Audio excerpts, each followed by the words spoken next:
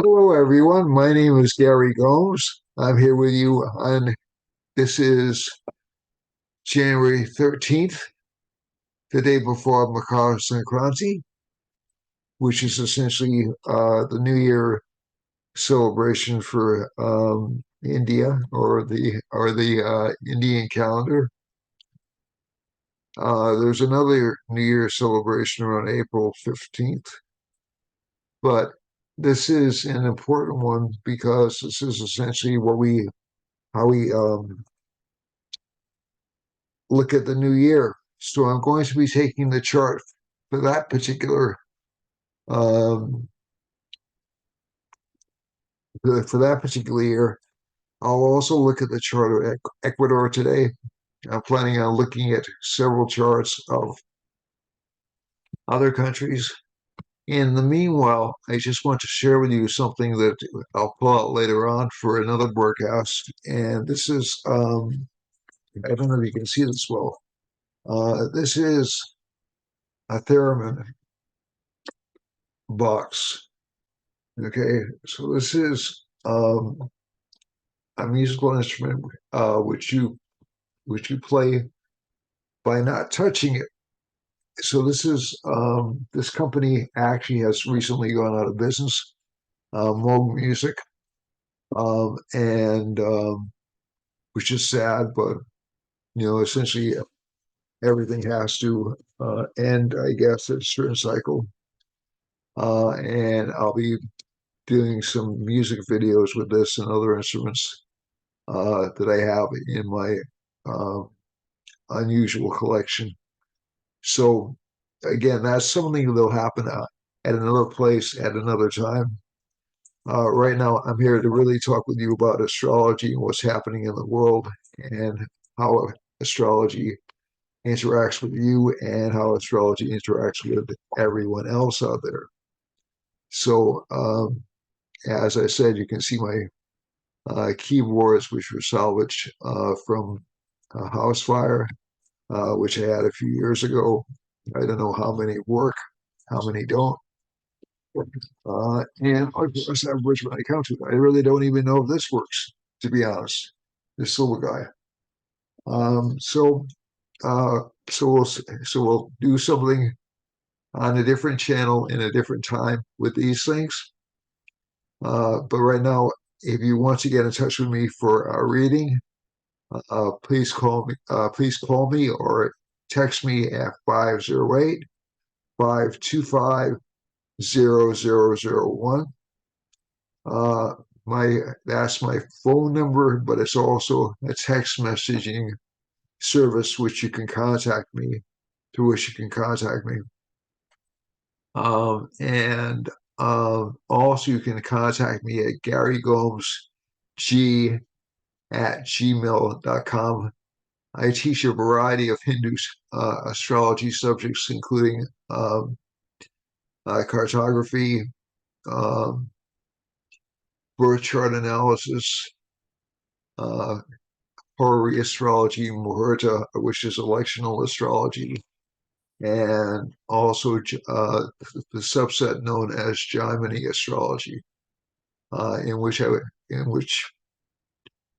I would say immodestly I'm considered to be something of a good teacher and a little bit of an expert on.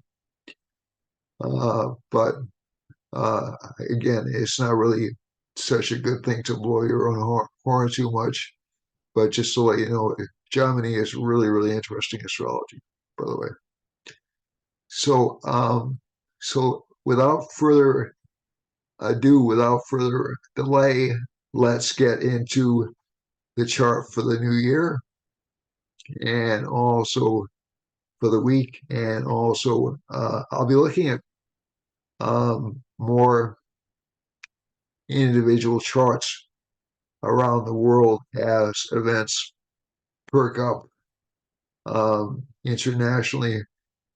The reason I want to look at Ecuador is because there's just been a massive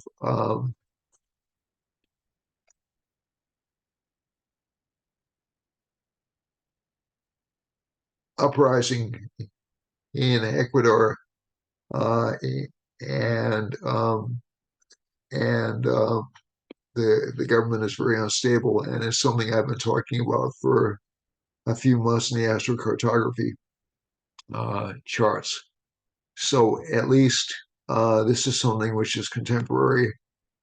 Ecuador is also one of those countries that I did a little bit of a geographical analysis on when I was a child. So I actually feel, even though I don't know anybody from Ecuador, even though I've never been to Ecuador, that assignment made me feel a little bit of a bond with Ecuador. Just because it was someplace I had to look at very closely when I was a kid. So let's move on to this. By the way, my first major in college, uh, and a lot of people don't know this. My first major in college was a history subset called Latin American civilization. So that was the first field I thought that I would go into, but I found the study of Spanish too hard for me. I just wasn't interested in studying Spanish all that much. So it was a little bit of I guess, a little bit of laziness that took me out of the subject area, but that part of the world has always interested me. I've always been fascinated by it. And I don't talk about it that much on the show, but you notice I do pay a lot of attention to the Latin American maps, and I think it's one of the emerging parts of the world.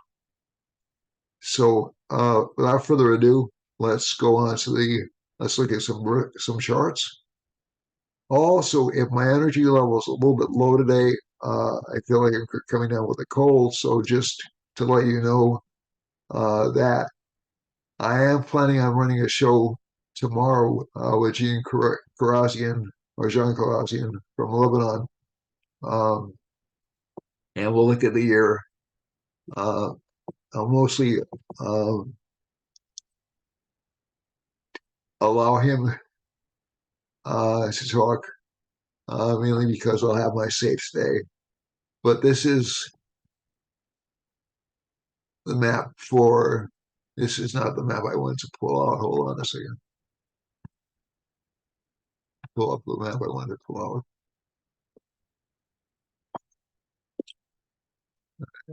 So, pull up Makar.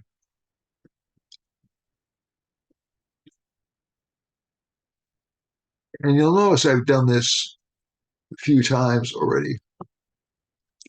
Okay, so I took the Indian time for when Makar Sankranthi occurred. It'll happen here in the United States tomorrow around roughly around uh, 1 p.m. in the afternoon.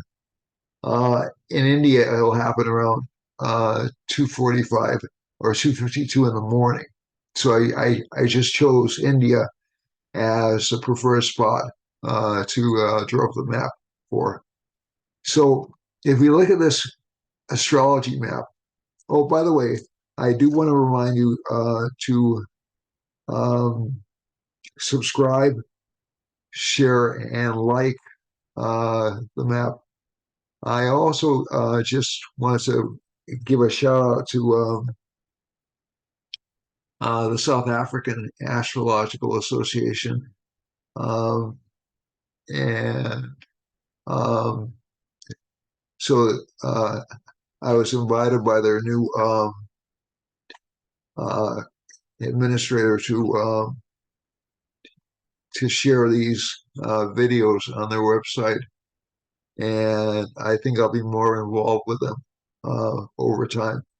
And I'm interested. I don't care where the country is, um, and I'm really interested in sharing Vedic astrology with the entire world. So I think one of the things that you'll see me trying to do is reach out to other countries in the world this year, just because I think um, Vedic astrology is definitely well known, but not in all parts of the world. I have a student. I I had a student in South America. I've had students in Puerto Rico. I've had students in Tasmania. Uh, I've I've written in South African magazines on Vedic astrology. Uh, so I like spreading what little knowledge I have to the larger world. And usually, although this is not really um, me saying what a great guy I am, I published in Portugal. I published in a variety of places. Um, it's really Turkey. I've I've actually visited it to visit a student of mine there, or to visit students of mine there, excuse me. And I maintain a pretty, and I have students in Great Britain. I've had students in Norway, um, Sweden, um, pretty much all over the world. And I like having students from all over the world. It gives me great pleasure to communicate with them and find out what they're thinking. Um, but I also like American students too. It's not. But I like the idea that we're an international community and we can share ideas back and forth. So let's get onto this map before I get too off. So share this with your friends. Tell your friends that I'm more than willing to work with people in other countries. I'm very happy to. And yeah, I mean, it's fun for me.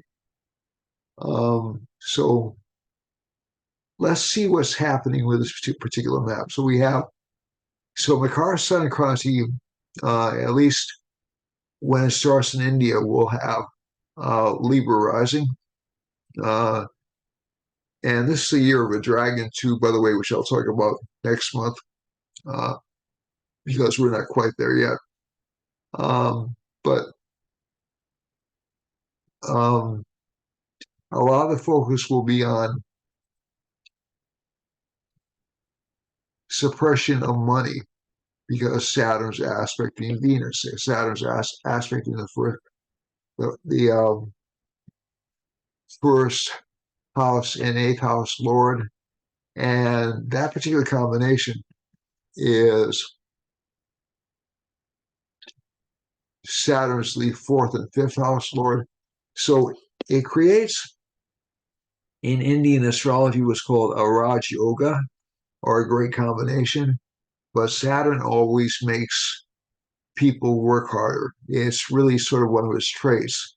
So when Saturn's strong, as a general rule, is really not that great for prosperity. I've noticed this historically. The only time I could think that it was really positive for prosperity was in the 1960s when Saturn was strong in the early 1960s.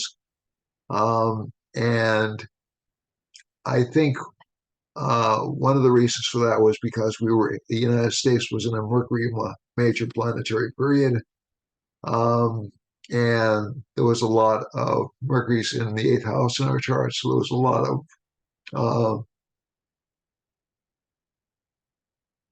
what I would call unearned money coming into the United States. So, and what I mean by that is essentially you had a legacy of very high. Uh, there's a very high taxation period, and then we moved into a K2 Mahadasha during the late 60s, and that presented a lot of opportunity for upheaval. Or that was when the hippies started coming out, and when there was a lot of dissatisfaction in the campus protests and all this stuff, and also civil rights um, activisms, activations, also assassinations going on in 1964, roughly 1963 to 1960. Oh, I would say around 19, around 1972 or so was an extremely disruptive period in the United States history, 1972, 1973. And that was mainly because of the end of a Mercury Mahadasha and the start of a K2 Mahadasha. And some people disagree with this particular assessment, but I look at the Mahadashas and they tend to work the major planetary periods. So we're starting off this year with a Moon Saturn conjunction. So a lot of work will be focused on number one, a return to the past. Number two, trying to restrain spending. Saturn's aspecting Jupiter, so this hasn't changed markedly from what we've spoken about in previous weeks. Rahu's in the sixth, a lot of disenchantment, a lot of dissatisfaction with basically with institutional or traditional values. K2's in the 12th house. That can mean a potential for wars or other particular or other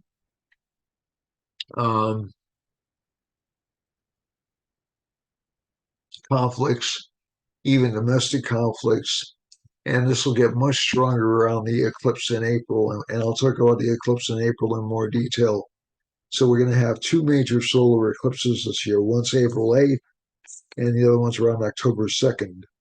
And the October 2nd one, to my eye, seems a little bit worse than the April 8th one, but the April 8th has some particular set of economic challenges, I think. So, again, I'm not happy about or even eager to indicate that we might have an economic downturn, but I do see that as being somewhat inevitable. Now, there are certain other factors that can counter that. And as in May, Jupiter will enter this particular sign. It'll enter Taurus, and this may avert an economic downturn. And hopefully that will be the case. But I think over the next few months, you are going to see a generally slowing economy. Inflation will also slow to a certain extent, but again, with the disruptions to the oil flow in the Middle East, which are occurring now, is more than likely that prices will go up and perhaps interest rates will go up again. But the current administration has changed its policy on drilling, so we may not feel it. But I am a little bit concerned about economic activity.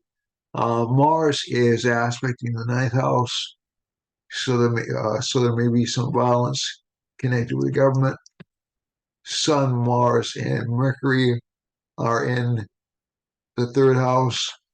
So again, we're going to see a lot of political lying going on this year. And again, when I say that, this is not necessarily from one party or another, from one side or another. There are increasing, because of Mars aspecting Rahu in this chart right here, there are an increasing number of disruptions happening around the world. Ireland, I've been mentioning for a while. Germany's just experienced a strike on the part of its farmers, and there are truckers also joining that strike. And I think you're going to see very similar things happening in a lot of what are called the Western countries, because they're all kind of feeling the intensity of heavy integration or heavy immigration. I'm sorry, not integration, immigration. My apologies. Heavy immigration, but again, that does mean integrating these people into your society. So I don't think it was necessarily a misspeak. of heavy immigration. And I think also, um, given this combination, you'll see a lot of stories emanating and a lot of false news reporting um, being presented as truth because Jupiter's aspecting this combination. And Venus, which is the other planet which is connected with honesty or truth, is suppressed by Saturn. So, out of concern for social control. So, I think that we're not going to see a real change in the over the year. We'll probably see some breakouts, and like I said, maybe even some possibility of war around April, and maybe even or shortly thereafter, and maybe even domestic disturbances uh, coming up, especially roughly between April and May, and again between late September and mid-October. And when I'm saying these things, I'm not trying to frighten anybody. I'm not trying to um, alarm anybody, but I feel I wouldn't be doing my job if I didn't warn you about the possibility of these things happening. I did indicate that in one of my responses to an email that I would talk a little bit about cryptocurrency. And here's my take on cryptocurrency. You'll probably see an expansion in cryptocurrency after early May. The reason for that won't be because cryptocurrency will all of a sudden become a big moneymaker. It'll be mainly because governments are um, getting involved in digital currencies. Now, that may be um, a viable solution for certain parts of the world. I'm not saying there's anything necessarily evil about that, but um, digital currencies. So I think what we're going to see in terms of an increase in cryptocurrencies or digital currencies is really an increase in government buying up cryptocurrencies or digital currencies. And so people who are engaged in that can make a lot of money from that after May. But I also see the market. So essentially, it'll be like trading in the dollar or trading in the pound or trading in the yen or trading in regular currencies after that.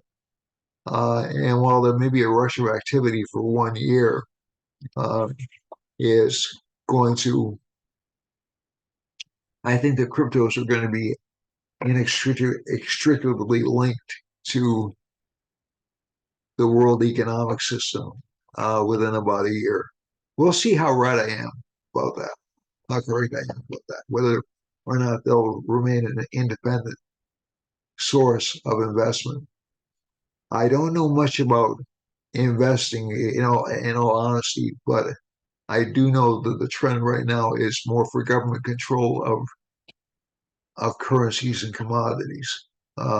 That's what, so there's an increasing trend in government control, which will pretty much continue until around 2027, at which time it'll sort of break down a bit. But I'm thinking that basically, um, if you put your money in pharmaceuticals, even though there will be scandals around pharmaceuticals, um, you can't go wrong. If you put your money into military, again, I'm not crazy about that, but if you put your money into military assets, you can't go wrong. If you put your money into security analysis or security companies, you can't go wrong. and any kind of medical company, and that's really just a demographic thing. It's I'm not getting any younger, neither is anybody in my audience, and so as we age, um, we'll have more medical issues. As conflicts continue around the globe, we'll see more medical issues, and I think that one of the big issues we'll face over the next,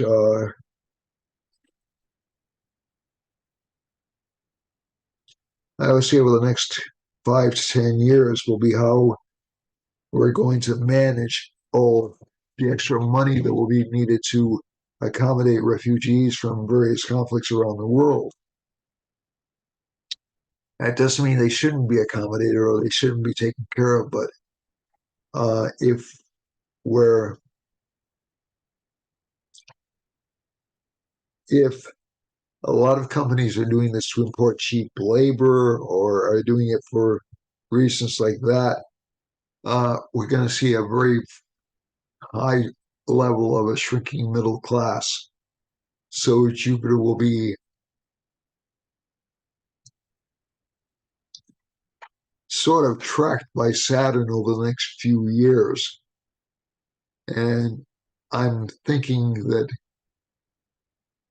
although the Jupiter aspect on Saturn is really has passed its worst point, but I am concerned about shrinking middle class, a shrinking buffer between the rich and the poor, and I think that that's inherently that destabilizes society a great deal.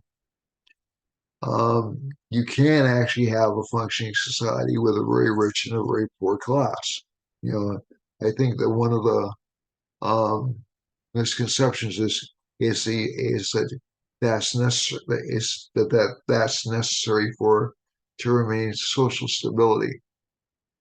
It's not necessary to maintain social stability, but it is necessary to maintain a voting democracy.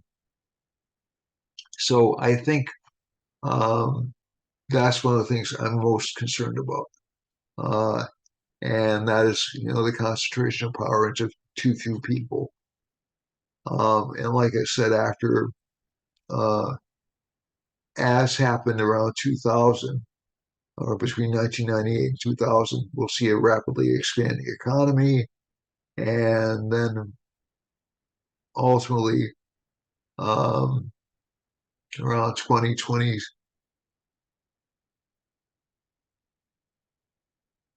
around 2029, a very difficult adjustment period. But um, but if we're looking at the year, let's focus on the year instead. So again, some economic constriction is indicated. Um, a lot of interest in controlling media, controlling the masses, controlling protests, and again, sort of like a half-hearted effort to um, control immigration because it's affecting um, large blocks of constituencies across the world. If we're looking at illnesses, K2 in Virgo does indicate some potential for um, intestinal illnesses. It's really not connected quite as strongly uh, as the SARS virus for COVID was with Sagittarius, because Rahu's not in Gemini. Rahu's in Pisces, so there can be some danger of waterborne illnesses um, or even intestinal illnesses. So that's what I would look out for. Also, some attacks on communication systems. are certainly indicated. Opportunities are for increased freedom, increased opportunity to withstand government censorship. And I think you'll see that coming out much more strongly after May. It's coming out very strongly now, but I think it's very interesting what we'll see after May, especially when Jupiter enters Taurus. All right, so in terms of the elections in the United States, I'm not prepared to talk about those just yet. But again, the chart does indicate changes of leaderships or leaders being humiliated or hurt, basically, in this coming year. And when I say hurt, not necessarily physically, although that's possible too, but more in terms of being cast out of office or being replaced. And so that's quite possible in several countries around the world. Let's look at Ecuador just for a second. And I would expect to see more of those replacements coming in April, and again between October and November. So let's look at Ecuador. Now, Ecuador's map. Now, this is again one of those unfortunate situations where we really don't know when Ecuador was born during the day, but we have Mars and Rahu in the 12th house in this chart. Jupiter is in the 6th house in this chart. So there has been a breakout, from what I understand, of criminals who are attacking the Ecuadorian government.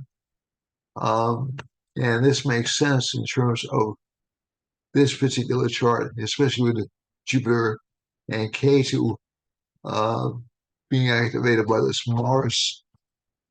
Is the Mars Sabdasha, this Mars Bhukti. And again, so it's release Mars Rahu and essentially the government or the control of the people in the 9th house, Venus being suppressed and being in the 1st house. So Ecuador is in a Jupiter major planetary period. It could be in conflict as late as October this year, at which time I would see an uprising or a return to control of Ecuadorian authorities. But I am worried about Ecuador because this is a really disruptive year for it. It's really a disruptive period for it up until, at least until October 2024, and maybe even beyond that. So this is something that is not a good sign. It was formed during a new moon. So I thought it was interesting. A lot of this activity happened around the new moon chart this month. And yeah, it's a mess. South America in general is facing some rather challenging times right now. And I think it's one of the areas of the world that we don't pay that much attention to, but actually is causing a lot of the immigration patterns we're seeing down in Texas,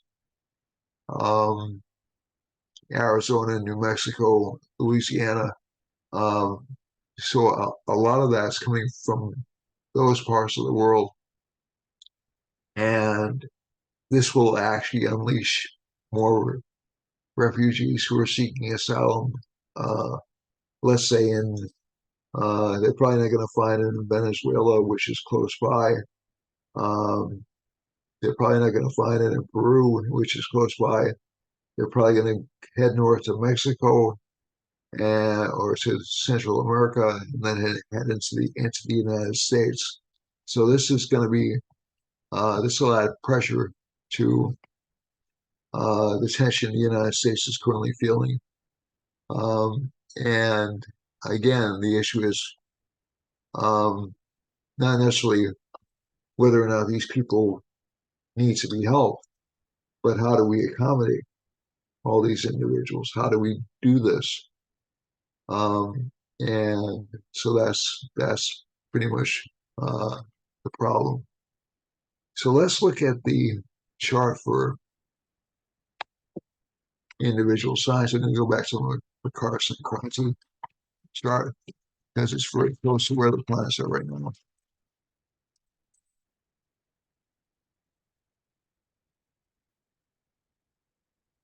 And we'll look at it. So again, we have Aries this is for Aries for this week. Aries has Jupiter in the first house. Again, a little expenditure heavy because with Rahu in the 12th house. Some possibilities of government leaders facing some possibility of both government leaders being confined and also a regular person having to take off like big expenses. Moon and Saturn are in the 11th house, so there's a lot of expenses connected with home and friendships, also with career life.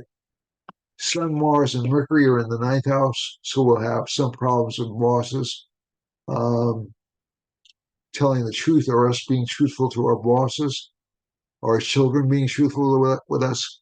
And Venus is in the 8th, so relationship partners will also be a little bit um,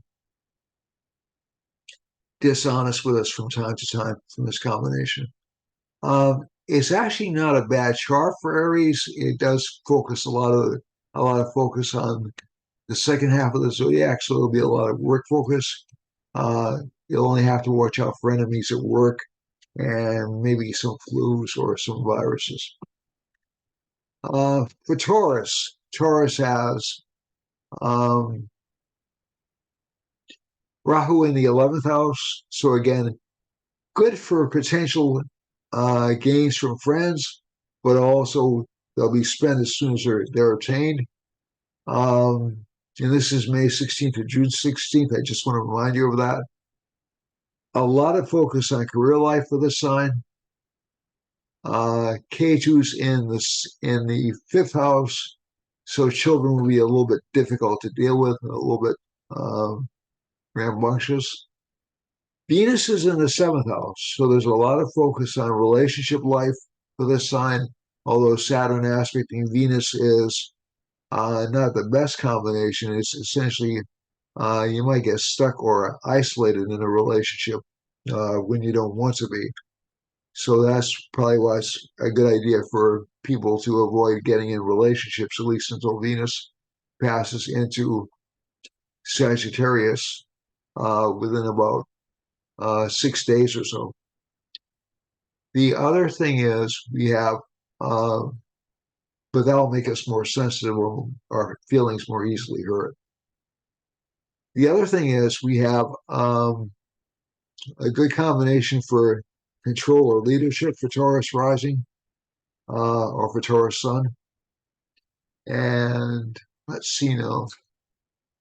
And in terms of relationship life, again, not bad, but again, fairly expensive, but good for gains. But again, a lot of expenses. This shows up repeatedly in the chart.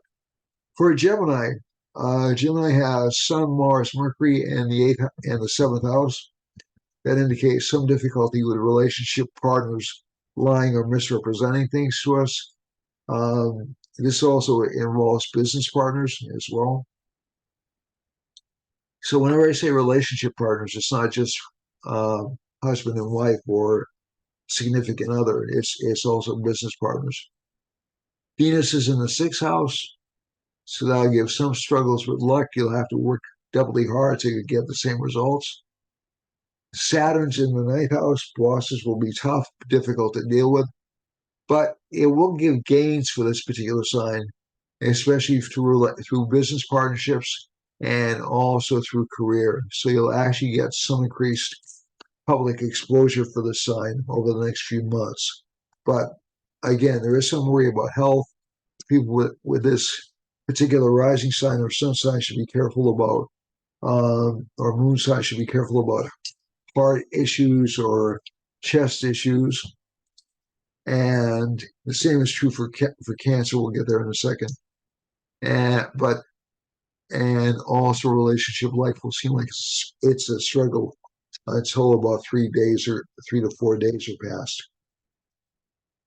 For Cancer, Cancer has K2 in the third house, makes the sign very brave this month, very forward-looking, and Rahu's in the ninth. So there'll be some frustration in terms of getting accomplished what you want to accomplish, but it will give a great teaching opportunity to the sign. Very, very expansive teaching opportunity. Saturn's in the eighth house along with the moon, so that makes the sun a little bit reticent to take those opportunities up, but the opportunities will definitely come. Mars is and Sun and Mercury are in the sixth house, so it's very good for financial growth and for overcoming competition. Venus is in the fourth house. I'm sorry, in the fifth house, and this gives a strong sexual energy to this sign. There are risks of what I would call impulsive sexual relationships with this sun or rising sign. So just be a little bit aware of that. And let's see now. And again, there could be relationships which you enter into in the sign which are, number one, a little bit deceptive, and number two, a little bit difficult on your feelings after about a week. So let's see now. Rahu's in the ninth, so good efforts at self-promotion. So overall, not a bad week or year for Cancer, but again, be a little bit careful about relationships because they will tend to be a little bit disappointing, and you'll feel like you're trapped if you're not careful. So timing for this sign is going to be everything. For Leo has K2 in the second house, Sun's in the fifth house, which is a good placement. It's in the fifth house, making your Raj Yoga and also Adani Yoga. So Mercury will give great opportunity for luck, great opportunity for advancement, great success for this sign. You might have to lie or misrepresent things a little bit, but it's basically a good placement. Venus is in the fourth house, so there's a lot of attention placed on home life. Be careful about lying in relationships because there will be a lot of blowback if you do, and losses if you do. Okay, so just be careful about any temptation towards extramarital affairs because, at least from the chart, it'll result in pretty heavy expenses for you, and also possible divorce if you're in a relationship. There is a temptation for this sign to lie this year, but also there's a little bit of temptation towards cowardice, towards not taking chances. So I don't want to use the word cowardice, caution, not taking chances. Jupiter's in the ninth house, aspected by Saturn. Again, this is a good combination for partnerships. Rahu is in the eighth. You have to be careful about hidden enemies or chronic conditions popping up. So again, be careful about your health. For Virgo, K2's in the first house, it tends to make people with a sun sign or a rising sign or a moon sign extremely intuitive. They'll guess things as if by magic it'll come true. Um, and but again, one of the things to be careful about is health is a little bit fragile this year for the sun, moon, or rising sign. And there can be unexpected illnesses or viruses popping up. Venus rules the second house, is placed in the third house, and this combination increases this sign's desire for money, desire for financial success. And again, it'll give it some caution, it'll give it some feelings of not wanting to take a lot of chances. Sun, Mars, and Mercury are in the fourth house. That's not good for domestic bliss, although Mars will move out within about 2 months or so. And you'll start to see a little bit of ease in home life. Things will get a little bit nicer in home life for this sign. Moon and Saturn in the sixth house, not bad, good for overcoming enemies, good for overcoming objections from bosses. So this is not necessarily a bad sign, but bosses will be tough to deal with. Rahu's in the seventh house. Again, there's this interest in relationships or business partnerships in other countries or from different cultures. And again, that's okay if you know what you're getting into. But if Rahu's in this particular house, there are going to be aspects of the person you it will be hidden, and that's especially true with Jupiter being in the eighth house. So this sign will be very attractive to other people. It'll seem very desirable, but you might attract the wrong kind of person. So again, probably wait until May to get involved in a relationship if you want some good luck. For Libra, Libra has Venus in the second house. Again, a lot of focus on money, financial growth, a lot of courage in terms of getting there because we have Sun, Mars, and Mercury in the third house. A lot of good, intelligent speech. Um, Moon and Saturn are in the fifth house. That's actually good for career, depending on how much effort you put forward. And any effort you've put forward before will be rewarded very heavily from this particular transit. Let's see now, Rahu's in the sixth. So again, you have to watch out for stomach ailments, stomach disorders. Jupiter's in the seventh. Unexpected opportunities for business relationships, especially in other countries. Um, the rest of the sign focuses more on home life than on relationship, than on expansion of career. So this is a good opportunity to expand your home base or expand operations you're working on in the area in which you live, and less focus on travel and less focus on expansion. Although there will be opportunities for travel next after May and particularly in 2025.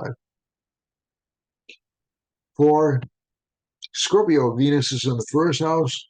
We'll move to the second very shortly. A lot of focus on relationship life, but relationship life will seem restrictive or difficult. Sun and Mars and Mercury are in the second house. Again, this is a Mars affliction combination, so you'll have to be careful about what you say to relationship partners and how you deal with them. Saturn's in the fourth house. Good combination for command and also for overcoming obstacles at work.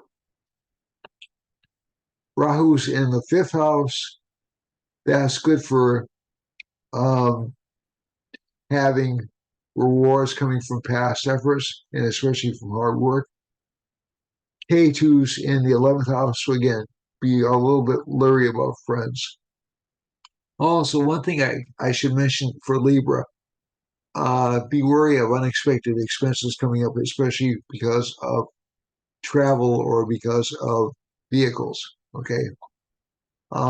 For and also small animals. For Sagittarius, Sagittarius has Sun, Mars, Mercury in the first house, so there's a lot of focus on relationship life, a lot of expenses connected with relationship partners, but also a lot of luck connected with relationships too. So it's kind of a mixed bag for the sign. Jupiter's in the fifth house. That's good for financial growth, extremely good for financial growth. Rahu is in the fourth house.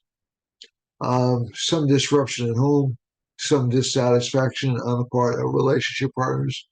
Moon and Saturn are in the third house, so there's a lot of eagerness to get involved with investments and especially trying to get involved in unseen assets. But again, I'd be really careful about investing. I'd be really careful about spending money this year for this sign.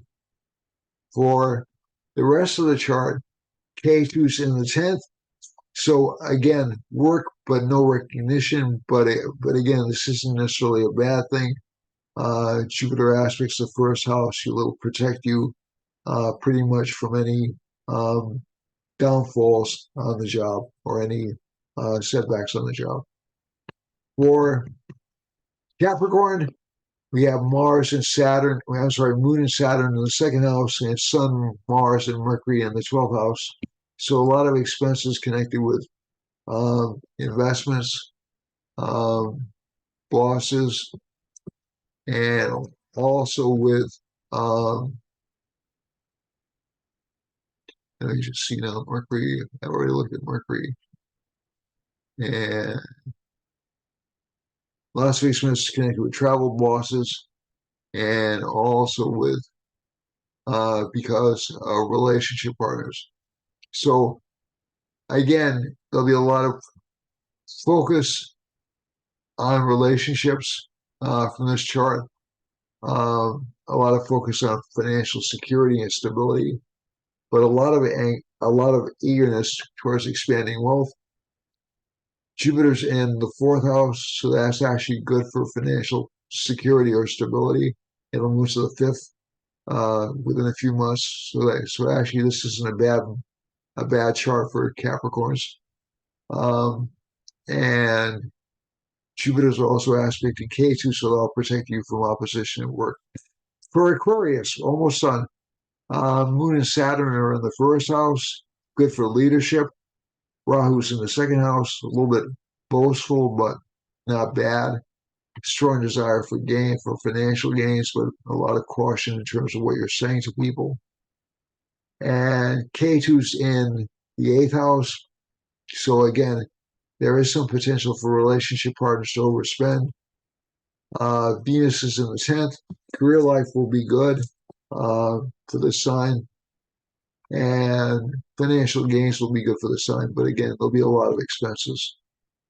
Finally, for Pisces, Pisces has Jupiter in the second house, Rahu in the first, K2 in the seventh. So some disaffection or dissatisfaction with relationship partners doesn't mean you have to break up with a person, but there's strong potential for that over the next couple of years. So just be wary of that. And also from this chart, we have gains from work,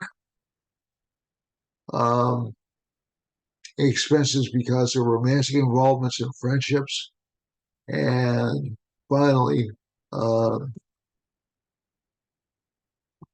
Venus in the 10th house. I'm sorry, Venus is in the 9th house. So some danger from women, and Sun and Mars in the 10th house. Very good for career life. Now let's go to the map of the chart.